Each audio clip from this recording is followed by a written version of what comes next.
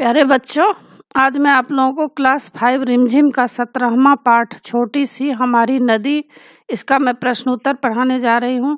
और इससे पहले बच्चों मैं क्लास 5 रिमझिम का सारा वीडियो बना चुकी हूँ, फुल एक्सप्लेनेशन, समरी और क्वेश्चन आंसर। उन सबको देखने के लिए आप ऊपर दिए गए आई बटन पर क्लिक करके देख सकते हैं, या नीचे दिए गए डिस्क्रिप्शन बॉक्स में देख सकते हैं, या प्लेलिस्ट में जाकर देख सकते हैं। और बच्चों, आप मुझे इंस्टाग्राम, फेसबुक और ट्विटर पर भी फॉलो कर सकते हैं। तो प्रश्न उत्तर शुरू करते हैं। पहला प्रश्न है, तुम्हारी देखी हुई नदी भी ऐसी ही है या कुछ अलग है? अपनी परिचित नदी के बारे में छूटी हुई जगहों पर लिखो। उत्तर विस्तृत सी हमारी नदी, बहुत तेज धार, गर्मियों में भी हम सब नाव से जाते पार। दूसरा प्रश्न है, कविता में दी गई इन बातों के आधार पर अपनी परिचित नदी के बारे में बताओ। धार, पाट, बालू, कीचड़, किनारे, बरसात में नदी। उत्तर है धार। मेरी परिचित नदी की धार बहुत तेज है। पाट, इसके पाट ढालदार हैं। बालू, इसके किनारों पर चमकती बालू है। कीचड़, इसमें कीचड़ का नामो निशान भी नहीं है। किनारे, नदी के किनारे थोड़ी बहुत झोपड़ियां हैं। बरसात में नदी की धार बहुत तेज हो जाती है। तीसरा प्रश्न, तुम्हारी परिचित नदी के किनारे क्या क्या होता है? उत्तर, मेरी परिचित नदी के किनारे अधिकतर लोग स्नान करते दिखाई पड़ते हैं। बच्चे किनारों के पास उछल कूद करते दिखाई देते हैं। कुछ लोग मछलियां पकड़ते हैं। इसके किनारे पर मंदिर भी हैं जिसमें लोग सुबह शाम पूजा करते हैं। चौथा प्रश्न, तुम जहाँ रहते हो उसके आसपास कौन कौन सी नदियाँ हैं? वे कहाँ से निकलती हैं और कहाँ तक जाती हैं? पता करो। तो विद्यार्थी अपने स्थान के आसपास की नदियाँ का पता करके लिखें। कविता के बाहर प्रश्न संख्या 1 है, इसी किताब में नदी का जिक्र और किस पाठ में हुआ है? नदी के बारे में क्या लिखा है? उत्तर, इसी किताब में नदी का जिक्र नदी का सफ़र पाठ में हुआ है। इसमें नदी की रफ्तार, उसके मार्ग, मुहाने, उद्गम स्थान तथा जल प्रपात का उल्लेख है।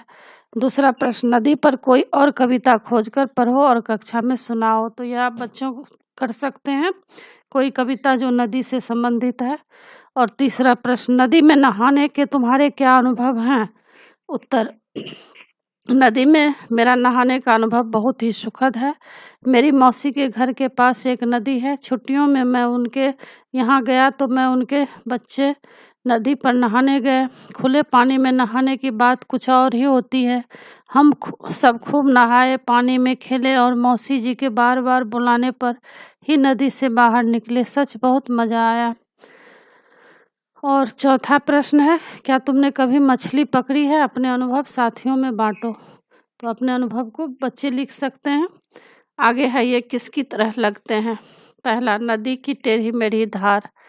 उत्तर है बल खाती नागिन की तरह। दूसरा, किचपिच करती मैना। उत्तर है किचपिच करती मैना बहुत बोलने वाली बच्ची सी लगती है। तीसरा, उछल उछल के नदी में नहाते कच्चे बच्चे। उत्तर, उछल उछल के नदी में नहाते कच्चे बच्चे उछलते हुए मेढकों की तरह लगते हैं। कविता और चित्र। अब देखिए, कविता से है। पहला प्रश्न है, इस कविता के पद में कौन कौन से शब्द तुकांत हैं, उन्हें छांटो। उत्तर देखिए, धार, पार, डार, सियार, नहाना, छाना, कोलाहल, चंचल, चालू, ढालू, वन, सघन, रेती, देती, रोला, टोला, नाम, धाम, नहाले, ढाले, उतराती, दन्नाते। दूसरा प्रश्न, किस शब्द से पता चलता है कि नदी के किनारे जानवर भी जाते थे? उत्तर, ढोर, डंगर।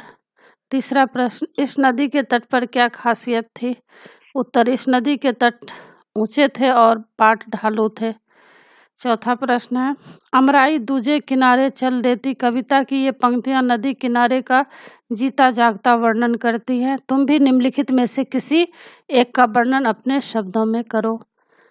जैसे पहला है, हफ्ते में एक बार लगने वाला हाट। तुम्हारे शहर या गांव की सबसे ज़्यादा चहल पहल वाली जगह। तो इसका आप लोग वर्णन कर सकते हैं।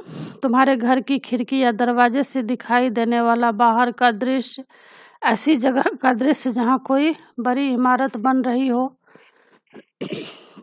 उत्तर देखिए, मेरे शहर की सबसे ज़्यादा चहल पहल वाली जगह।